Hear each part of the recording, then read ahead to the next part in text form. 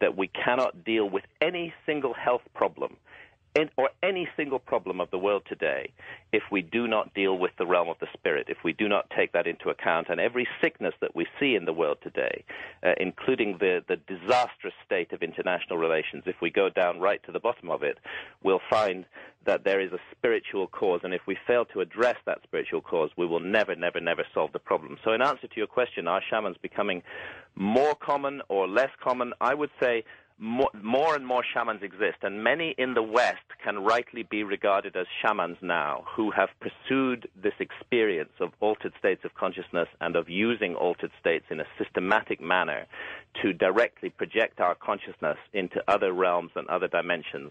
The number of those individuals is increasing, and increasingly Western shamans are offering ceremony, because the ceremonial context in which the altered state of consciousness takes place is absolutely vital. It's part of the retuning of the brain. And gradually this idea is emerging from the depths of the rainforests and taking its place in the modern world in which we live. And I believe it's just in time. It's just in time for us. It's what we need most of all today. You know, Graham, you had just mentioned spirits, fairies, aliens, that they may all indeed be the same thing. Yeah. How about your evidence on something like that? Well, I think that first it came to me gradually, and I should preface this remark by speaking of the extraordinary work that was done in 1969 by Jacques Vallée, whose book Passport to Magonia is an absolute classic and a wonderful work of scholarship, and was the very first investigation to seriously compare the so-called alien abduction experience and encounters with aliens with the phenomenon that was called fairies and elves in the Middle Ages.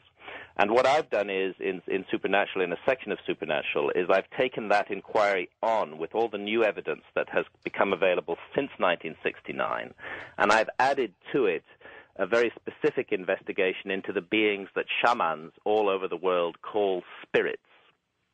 And at one level, it's really extremely simple. If you just listen to what people say and look at what the spirits that shamans deal with do, at what fairies and elves were reported to do to our ancestors in the Middle Ages, and what aliens, so-called aliens, do today, you'll find that they are all doing absolutely the same thing.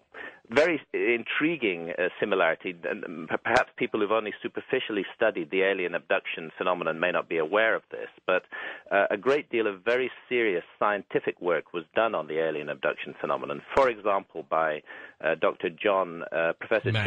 John Mack of Harvard University. God rest his soul. God rest his soul. A wonderful man and a friend of mine, and what a tragedy that we lost him in such an unnecessary traffic accident, which actually happened in London. And then David Jacobs at Temple University, Bud Hopkins and others have done very serious work over the years drawing out the reports of UFO abductees, of people who believe they've been abducted by aliens. And it's very intriguing that in a large number of cases, in fact, the majority of cases, the being that later transforms into a typical gray first appears in the form of an animal or in a part animal, part human form. Now, there's a technical term for part animal, part human creatures, and that is therianthropes, and that comes from the Greek therion, which means wild beast, and anthropos, which means man.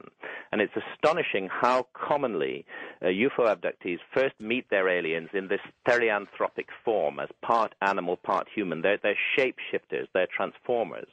Now, amazingly, if you go back into the medieval records, you find that exactly the same is true of fairies and elves. I have a 14th century woodcut from Holland sitting on my desk, which shows a group of fairies, and they are dancing in a ring, and these beings are part human and part animal. They have horns and hooves, and at the same time a human appearance, and that is how fairies were seen at that time. Another was the fearsome medieval fairy, whose name was Melusine, and she was part serpent and part human, and she I'm sorry, go ahead, Graham. Well, she was feared because she used to abduct human babies.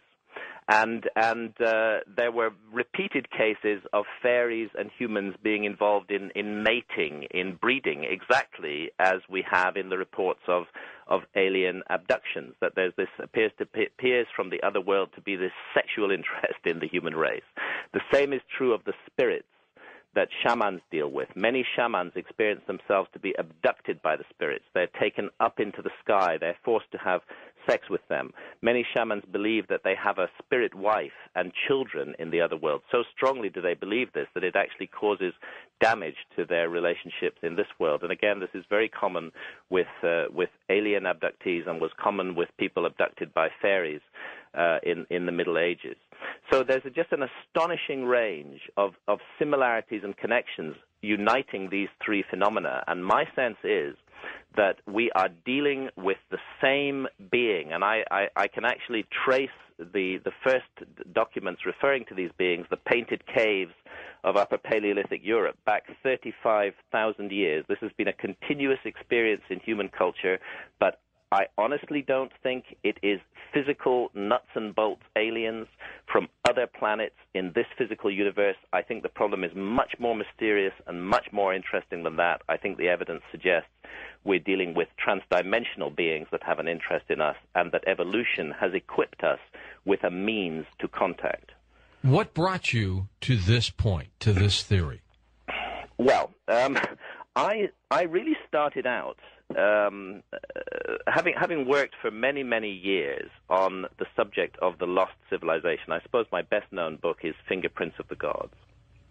And Fingerprints of the Gods gathered classic, together. By the way, Graham, an absolute classic. Thank you. The book is very dear to my heart, and it was published in 1995, and I spent many years working around that specific subject, trying to shed light on the possibility that there may have been a huge forgotten episode in human civilization, a lost civilization, in fact. And I worked in depth on this subject through a series of books, of which the last was Underworld, which was published in 2002.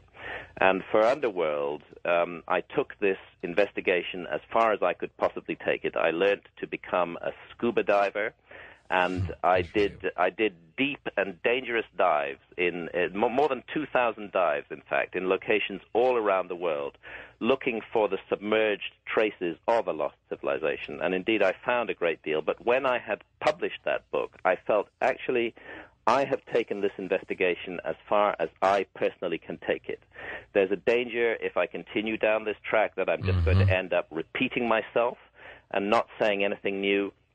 And it's time for other people to step into this area of inquiry, and time for me to move on. And I had always had, a great interest in the mystery of human origins. Who are we? Where do we come from? Why are we here? And I decided that I would investigate that mystery, that this would be my next project. I'd already been accumulating information on it for years and years and years.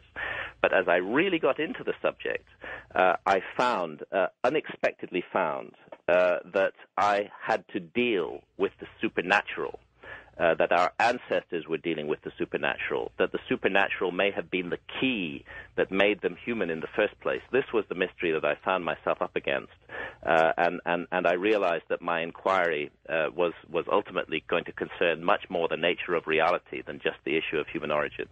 Stay